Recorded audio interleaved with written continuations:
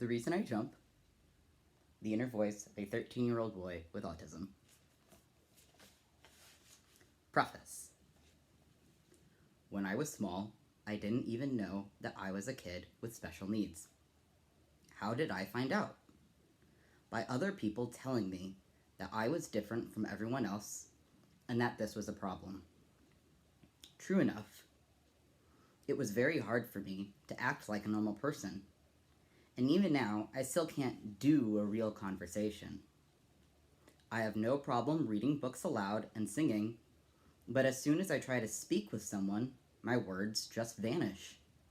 Sure, sometimes I manage a few words, but even these can come out the complete opposite of what I want to say. I can't respond appropriately when I'm told to do something, and whenever I get nervous, I run off from wherever I happen to be. So even a straightforward activity, like shopping, can be really challenging if I am tackling it on my own. So why can't I do these things? During my frustrating, miserable, helpless days, I started imagining what it would be like if everyone was autistic. If autism was regarded simply as a personality type, things would be so much easier and happier for us than they are now. For sure, there are bad times when we cause a lot of hassle for other people, but what we really want is to be able to look toward a brighter future. Thanks to training I've had with Miss Suzuki at Hagukumi School and my mom, I've learned a method of communication via writing. Now I can even write on my computer. Problem is, many children with autism don't have the means to express themselves, and often even their own parents don't have a clue what they might be thinking. So my big hope is that I can help a bit by explaining, in my own way, what's going on in the minds of people with autism. I also hope that, by reading this book, you might become a better friend of someone with autism. You can't judge a person by their looks, but once you know the other person's inner self, both of you can be that much closer. From your point of view, the world of autism must look like a deeply mysterious place. So please, spare a little time to listen to what I have to say, and have a nice trip through our world. Naoki Hikishida, Japan, 2006. So here's a picture of his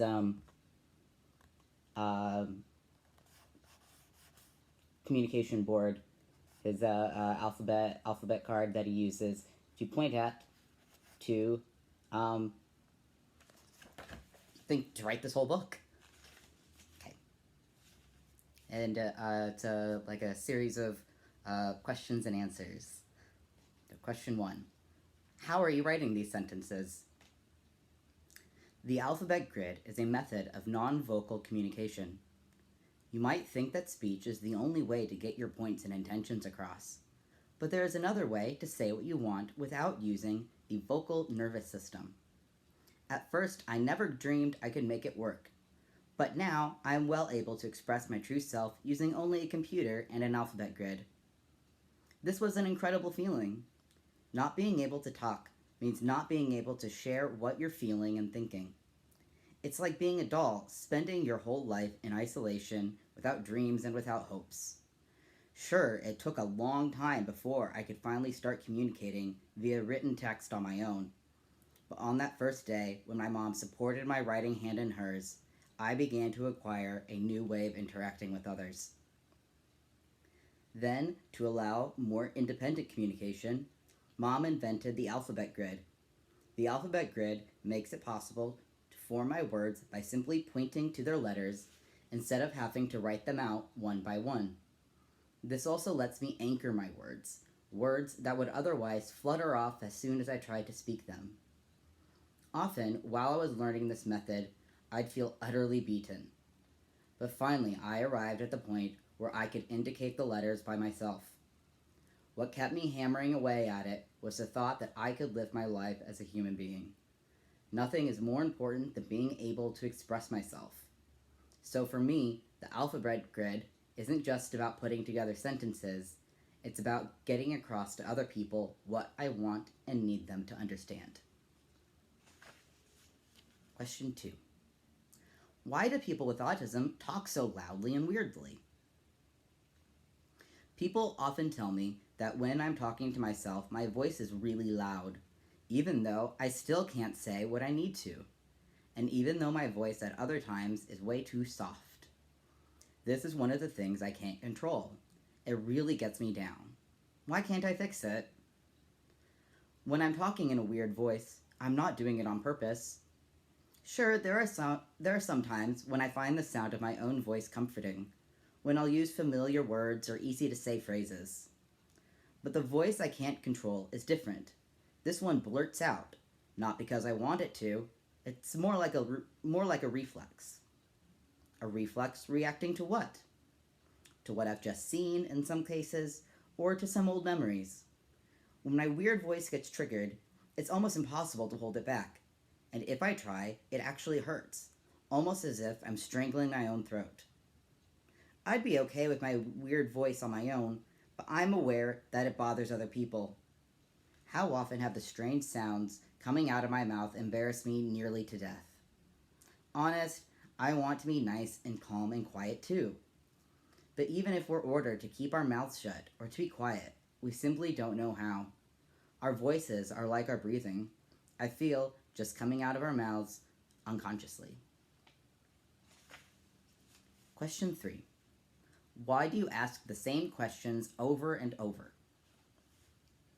It's true, I always ask the same questions. What day is it today? Or, is it a school day tomorrow?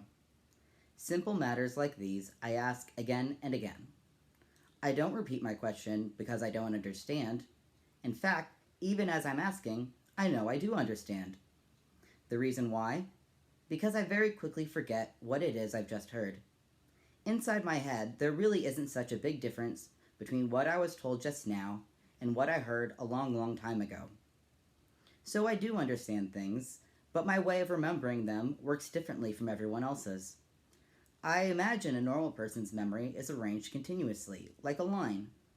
My memory, however, is more like a pool of dots. I'm always picking up these dots by asking my questions, so I can arrive back at the memory that the dots represent. But there is another reason for our repeated questioning. It lets us play with words. We aren't good at conversation, and however hard we try, we'll never speak as effortlessly as you do. The big exception, however, is words or phrases we're very familiar with. Repeating these is great fun. It's like a game of catch with a ball. Unlike the words we're ordered to say, repeating questions we already know the answers to can be a pleasure. It's playing with sound and rhythm. Question 4. Why do you echo questions back at the asker? For a long time, I've noticed that people with autism often repeat questions, like parrots. Instead of answering the question, we say the exact same question straight back at the person asking it. Once, I thought we did it simply because we didn't know how to answer. But now, I think, there's more to the mystery than this. Firing the question back is a way of sifting through our memories to pick up clues about what the questioner is asking. We understand the question okay, but we can't answer it until we fish out the right memory picture in our heads. It's quite a complicated process, this. First, I scan my memory to find an experience closest to what's happening now. When I've found a good close match, my next step is to try to recall what I said at the time. If I'm lucky, I hit upon a usable experience and all is well. If I'm not lucky, I get clobbered by the same sinking feeling I had originally, and I am unable to answer the question being asked. No matter how hard I try to stop it, the weird voice slips out, making me more flustered and discouraged, and so it gets harder and harder to say anything. In set pattern conversations, we manage much better, although, of course, when it comes to talking about your feelings, these patterns are no use at all. In fact, by relying on them too much, you can end up saying the opposite of what you wanted to say. I swear, conversation is such hard work. To make myself understood, it's like I have to speak in an unknown foreign language every minute of every day. Question 5. Why do you do things you shouldn't, even when you've been told a million times not to? How many times do I have to tell you? Us people with autism hear that all the time. Me, I'm always being told off for doing the same old things. It may look as if we're being bad out of naughtiness, but honestly we're not. When we're being told off, we feel terrible that yet again we've done what we've been told not to. But when the chance comes once more, we've pretty much forgotten about the last time, and we just get carried away again. It's as if something that isn't us is urging us on. You must be thinking, is he never going to learn? We know we're making you sad and upset, but it's as if we don't have any say in it, I'm afraid, and that's the way it is. But please, whatever you do, don't give up on us. We need your help. Question 6. Do you find childish language easier to understand? Children with autism are also growing and developing every single day, and yet we are forever being treated like babies. I guess this is because we seem to act younger than our true age, but whenever anyone treats me as if I'm still a toddler, it really hacks me off. I don't know whether people think I'll understand baby language better, or whether they think I just prefer being spoken to in that way. I'm not asking you to deliberately use difficult language when you talk to people with autism, just that you treat us as we are, according to our age. Every single time I've talked down to, I end up feeling utterly miserable, as if I'm being given zero chance of a decent future. True compassion is not about bruising the other person's self-respect. That's what I think anyway. Question 7. Why do you speak in that peculiar way? Sometimes, people with autism speak with strange intonation or use language in a different way.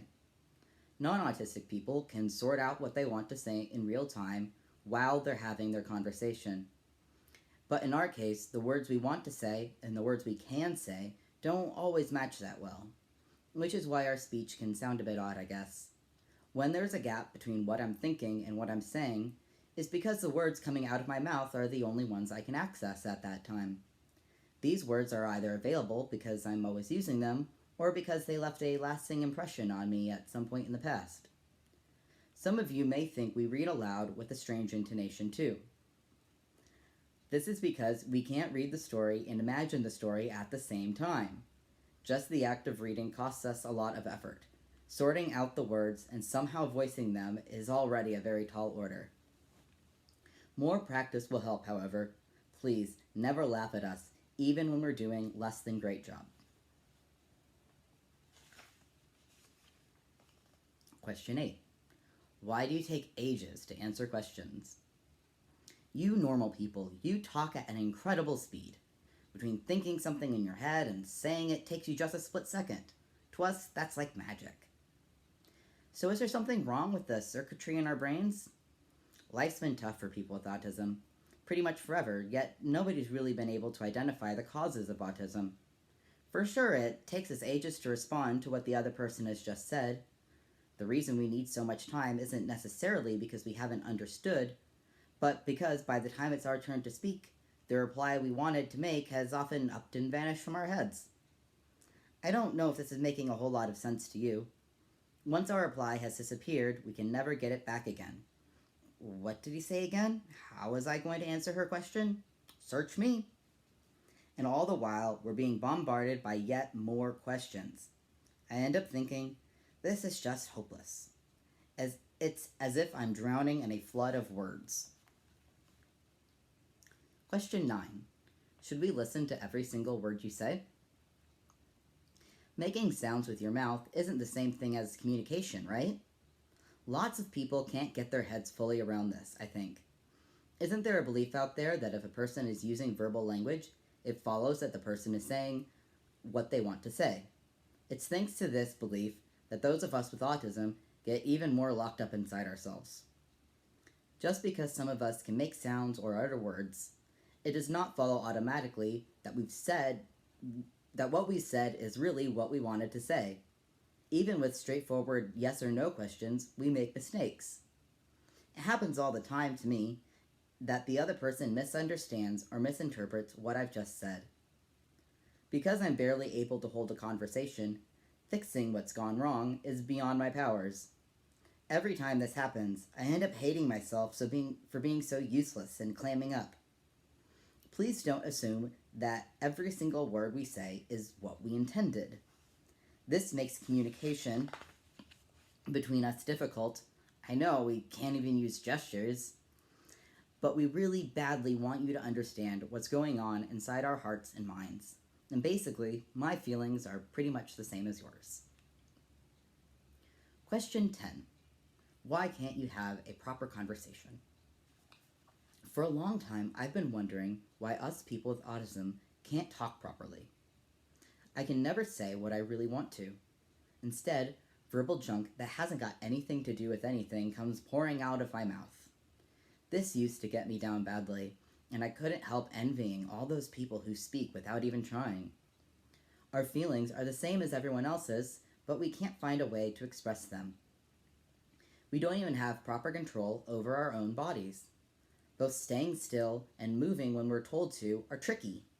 It's as if we're remote controlling a faulty robot. On top of this, we're always getting told off, and we can't even explain ourselves. I used to feel abandoned by the whole world. Please don't judge us from the outside only. I don't know why we can't talk properly, but it's not that we won't talk. It's that we can't talk, and we're suffering because of it. All on our own, there's nothing we can do about this problem. There were many times when I used to wonder why non-speaking me had ever been born. But having started with text communication, now I am able to express myself via the alphabet grid and a computer, and being able to share what I think allows me to understand that I, too, exist in this world as a human being. Can you imagine how your life would be if you couldn't talk? The mystery of the missing words. Us kids with autism, we never use enough words, and it's these missing words that can cause all the trouble. In this example, 3 friends are talking about their classmate who has autism. Hey, she just said, all of us. So that must mean she wants to join in with us, yeah? Dunno, maybe she wants to know if we're all doing it. In fact, the autistic girls, all of us, came from something the teacher had said earlier on in the day. Tomorrow, all of us are going to the park. That's what the girl wanted to find out. What the girl wanted to find out was when they were going. She tried to do this by repeating the only words she could use. All of us. Here, you can see how our missing words tweak your imagination and send you off on wild goose chases. Here, there, and everywhere. Honestly, what a mysterious language us kids with autism speak.